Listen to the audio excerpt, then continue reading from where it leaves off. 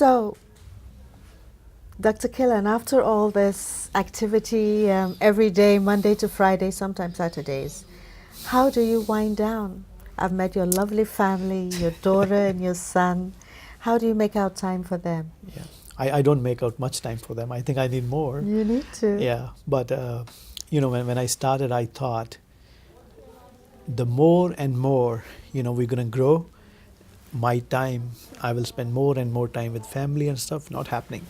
The more and more we are growing, I'm getting busier and busier. Busier. But um, I do love to spend time with my son, my daughter. My son likes computers, so we do a lot of computer stuff together. And my daughter loves planets. Wow, these are scientists. She wants to be an astronaut. Oh, bless. So we read a lot of books on that astronomy. is nice. So she wants to go to Jupiter with Papa. Oh, Papa. That's lovely. So, oh my goodness. Catch them young. Yeah, This is yeah, the time. I know. And I think to me, personally, music give me my own, Indian music. So I have to listen to that every day when I drive back home. Nice. That half an hour is my time. So that give me real, Ground. peace of mind. Yeah, because there's a lot of to take. We have a lot of people who die because the ones who come very late stage, and I have to deal with that. I know. They become friends like you. Yes. So You're not it's my very friend anymore. You're my brother. See, even family members, So then it takes a toll on an oncologist. It does. Over time, to lose so many patients, some of them very young. But I think with time we learn. Yes. And try to look at the success Amen. that give us energy every day. Amen. People like you give us energy to go on. Thank God. Yeah. Thank God. So you had actually beaten me to it. I wanted to ask what you'd say to your son if he wanted to tow your path, but I now know that this one is going in a different direction, even though in the sciences, but a different direction. My only issue is, as a physician, sometimes I feel very frustrated the way healthcare is evolving in US. Yes. The way insurance companies, pharma, trying to control doctors. They're trying to find a reason to punish doctors for taking care of people. That part is very sad, and I'm really, that's one reason I don't want my son to be a doctor. Because what I'm going through by doing so much, work, it's every day something is hanging on our heads now, with all the new regulations, all the new rules, and the way the rules are written, they think doctors are criminals, and which is a very sad part.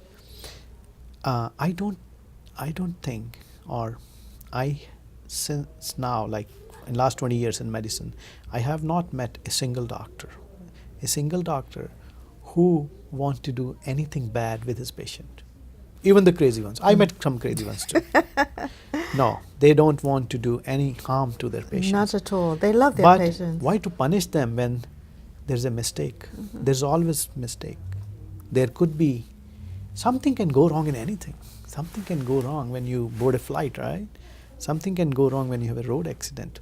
Why punish doctors like that just finish their career, or just put them in jail if something bad happened? No doctor try to do anything wrong with their patients. There are side effects. There are things which is not in our hand, is in his hands. So that part is very sad. I think we need to work on that part, and we need to educate people more about that, especially in this country. This legal system make our profession so difficult these days. More and more physicians are leaving their practices because they cannot sustain, they cannot afford to have a simple small office, and that's that's not the good. costs of setting up even. Yeah. And then at the end of the day, like I was just going to ask you, I said I've come across so many young, even in the old place, and a lot of interns have passed through you. who, trying to get their own take on you and the facility and all that. They admired you and all and wanted to follow in your footsteps. So what advice would you give to that young intern working with you now that wants to do exactly what you are doing, helping people and making an impact in other people's lives? Yeah. I always tell all my interns, everyone, whenever you do something, never think about money. Don't think how much you're going to make. You do good job, money will follow you. Money will come. Oh, yes. The problem is these younger kids, they want money right away. They are doing everything for money. And the more they think about money and more they run after it, it doesn't come. It doesn't come. You're right. Just you do the best you can. Give your best, and I can write it on a piece of paper that money will follow. Money will follow. So that's my advice to them all the time. Don't think about money. This country, to sustain your life, you don't need that much money in this country. Food is so cheap. You can sustain yourself, but if you try to make money in the beginning and you compromise on quality and you compromise on hard work, it will not work. It won't work. Just do hard work, do your best, be the best in your field. That's it. That's the end of it. Exactly. Every patient who comes to you, no matter what color, what race, what socioeconomic status they are, they know what you are doing. They know. The reason I have this huge practice, they know I always care for them. I will do best for them. I can attest to that. Even sometime patient comes back from Memorial Sloan Kettering back to me. They're like, we cannot deal there. And I'm not saying that's a bad institute. No, that's one not of at the all. best institute. But sometime you have to deal with cultural True, issues, patient, true, personal true, issues. It's true. far. How are you going to go 2-hour car drive to get your chemotherapy in city and coming back throwing up in the car? So, it's not easy. So that's what my take is. Hard work and be the best in your field. That's it. Nothing can beat that. Do you have any regrets? Is there something you would have wanted to do that you haven't done, or? I want to travel more. I like that. I want to travel more. Yeah, I think that I'm putting too much hours in my work. I think I need to slow down a little on that end. Yes. So that's the project for next 5 years. That is fantastic. But I'm happy. I have achieved more than what I expected. Yes. Absolutely. I came here. I had nothing. Yes. Nothing. And you are. People always say they have $20. I didn't have even $20. You are the gold. What do they say? The star, the gold star. And I made everything from scratch. Yes. Yeah, everything, And whatever it you're looking at. shows. Yeah. It And shows. with pure hard work. Yes, of course. Nothing else. Pure hard work and a pure heart. Yeah. Because I still remember I've been there, and apart from me, people walking in and literally weeping at the people that didn't know how they were going to pay for their chemo. And what would you say? I was within earshot. Don't worry, we'll take care of it. Don't worry, we take care of it.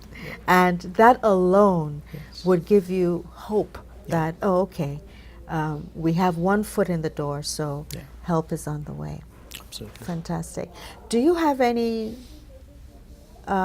projects in the future We that do you'd have. like to do? So Share with us. in next 2 years, my plan is to. We do have surgical oncology and medical oncology here, but I want a little more for my patients. So here in Brooklyn, I want to set it up as a cancer center. So I'm trying to get a radiation machine next door, and a radiology, especially mammograms and a CAT scan, so that when patient comes in, I don't have to send them all over Brooklyn for One-stop care. shop. Yes. We have to make because one. I remember I had I to know. go through that. I know you have to. But I'm right? still standing. Yes. So there'll be. And even for like small biopsies, little procedures, a little ambulatory surgical centers right here next door, so that if patient comes in and I have to schedule a Medipod, it's right here. Yeah. So that's the dream. That's fantastic. Let's see So what happens. finally, what is that word of advice you would give to that viewer or the listener that is going through some cancer diagnosis now, or prognosis, or whatever, to keep them afloat mentally? Because I had to be mentally strong to be able to face everything. But before they go for their treatment, or maybe they, as they're undergoing treatment while watching or listening, what words of advice would you give to them? Yeah. Information. Very, very important. Try to get the right information about your cancer. Go to a doctor who you trust. If you don't trust your doctor, don't go to him. Change it.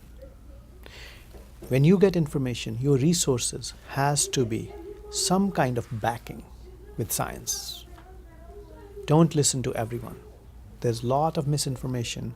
There's a lot of people selling a lot of things in the hope, okay, you take this, you cure cancer, you hope. No, don't go. There's no shortcut. There's no shortcut in cancer treatment. You have to have information. You have to have information what to expect with chemotherapy. Sometimes I know some of the doctors don't spend too much time with the patients, don't explain it properly. Ask. Ask what I am up to. What will happen? What will happen to my hair? What will happen to my skin? These are small things, but on a physician part, but not very small on a patient's perspective. Having Change of a lot of my identity. patients have this discoloration of the nails, and I tell them, because this is very important, I tell them, use nail polish or something. Use henna on your hands.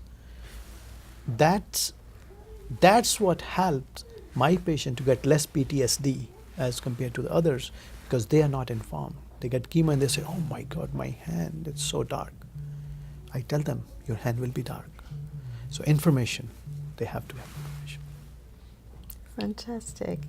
And as regards your legacy, is there any other thing apart from expanding this place spiritually or whatever? Are you looking to mentor other groups, or what's your next, apart from traveling, what would you? I definitely want to play some role in changing healthcare, the way we practice, the way cancer, not only cancer care, the way medical care is being delivered. I think we have to involve more technology. I'm big in that. I think we have to use more of these iPads, iPhones. There are so many things we can do to help patients. When patient come to a doctor, spend maximum half an hour. You cannot catch up with everything.